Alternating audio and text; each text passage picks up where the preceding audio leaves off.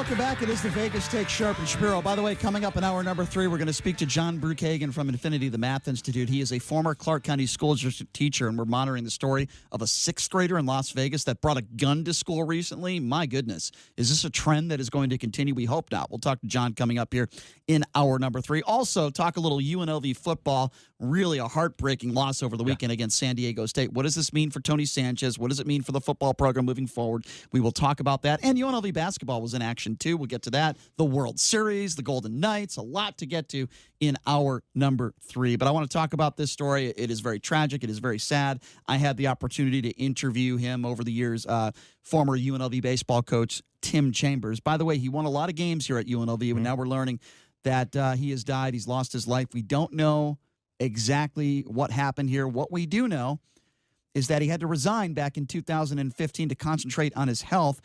He's always had a drinking problem, and he also had a DUI in October 2015 that certainly didn't help his cause either. This is a man that faced some demons, and not that long ago, within the last year, the Review-Journal actually had a chance to interview Tim Chambers, and it's very interesting what he's saying here. He's talking about, his love of baseball and what he would do if he's not able to coach again or manage a baseball team. Take a listen to this. I love to mentor.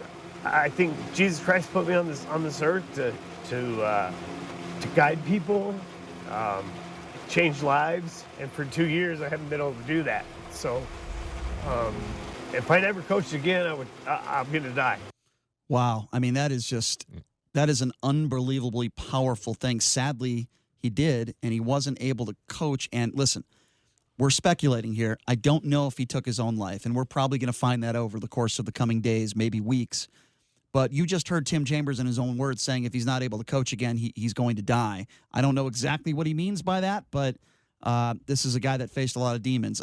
Chris Wynn, what can you tell us some of the details surrounding this? Unfortunate. Well, details haven't really necessarily come to light regarding the cause of his death, but I will talk about this as someone also, Brian, who had an opportunity to interview him, on numerous radio shows that I've hosted in the past 10 years plus. He's been extremely successful. He's a guy who, won a lot at UNLV, as you pointed out. He also won a national championship in 2003 at the College of Southern Nevada, and also in high school with Bishop Gorman. He had 6 consecutive division titles there. So his point that he is successful as a coach is well documented and true. And I believe he won Coach of the Year, by the way, in 2014, the year that they won the Mountain West regular season championship. But it poses a dilemma that's worth debating, guys, and that's, is how much your identity in your occupation wraps up in your own personal self-worth, right? I mean, obviously, your occupation and your job is important, okay? And it can be your livelihood, it can be something that is, but it's not something you necessarily want to define you, right? It's not something that you want to have your entire life wrapped up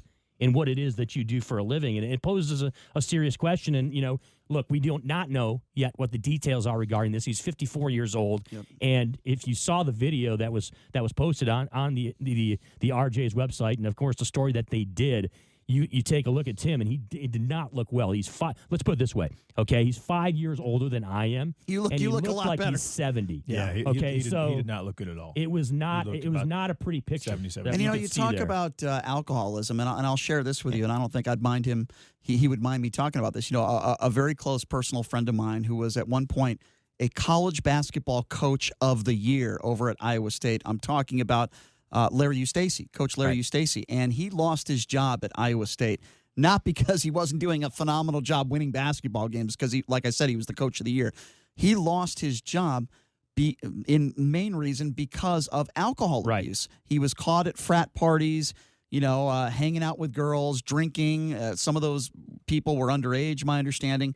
And he suffered some demons there, and you could make the argument that there are some people, sadly, that when they look at his career, that's what they remember. They don't remember all the games he won and all the teams he turned around and how great of a coach he was, and probably still is. Right. But they remember about and by the way, it's important to note that he hasn't had a drink in over 15 years. He's been sober for 15 years. He's turned his life around. But sadly, Tim Chambers was not able to do that. Some people can, some people can't. Right. But people remember Larry Eustace typically they know him because he's the guy in the picture.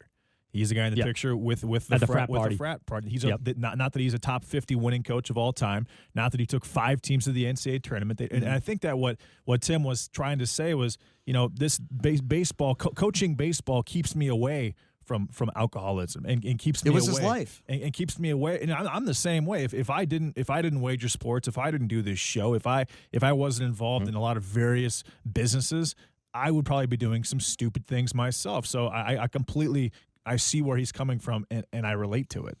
It's just really sad because, like you said, Chris and JD, young man, very young in his early 50s.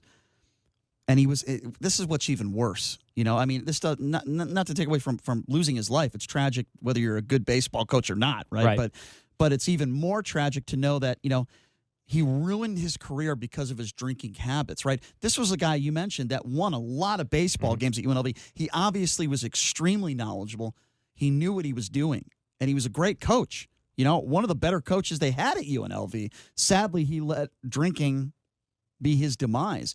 And I would be shocked if we didn't learn that depression and the drinking had something to do with his death here. It probably had to.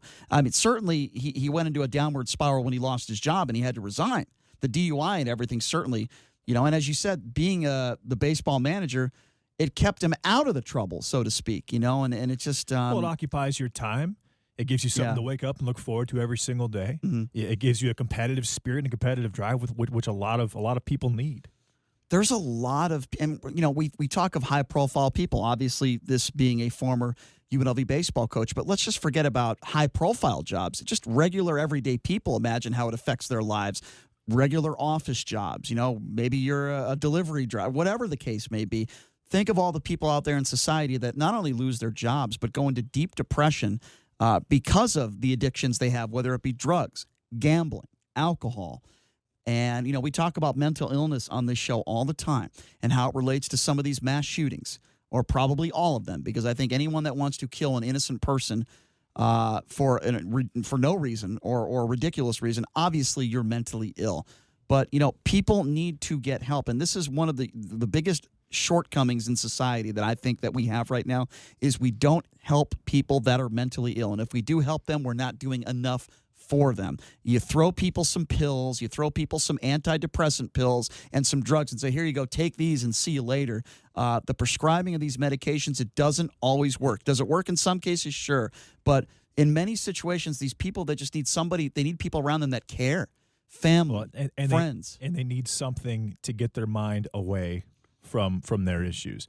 And the perfect scenario is Tim Chambers. What kept him away from alcoholism, or at least attempted to keep him away from alcoholism, was being a baseball coach. Mm-hmm. And having motivations and goals and something to do is huge in the battle against mental illness, in my opinion. And that's what's challenging, right, about this whole dilemma, is because you're trying to make a balance, right? You're trying to balance, having a life where, you're excelling not only in your occupation, but also in your personal life, and also dealing with, certain demons you may have. And to your point, JD, you don't want to, obviously you want to look for positive aspects of your life that you can expound on and that you can replace it. But you don't want to look, but what you don't want to happen, and unfortunately, which does happen here in Las Vegas, it's the elephant in the room, let me mention it, there are other vices out there. Mm-hmm. And you don't want to just replace one vice with another, and unfortunately, that ends up being the case here in this town. Thoughts and prayers with the Chambers family and the UNLV athletic department and community. Very sad. Tim Chambers losing his life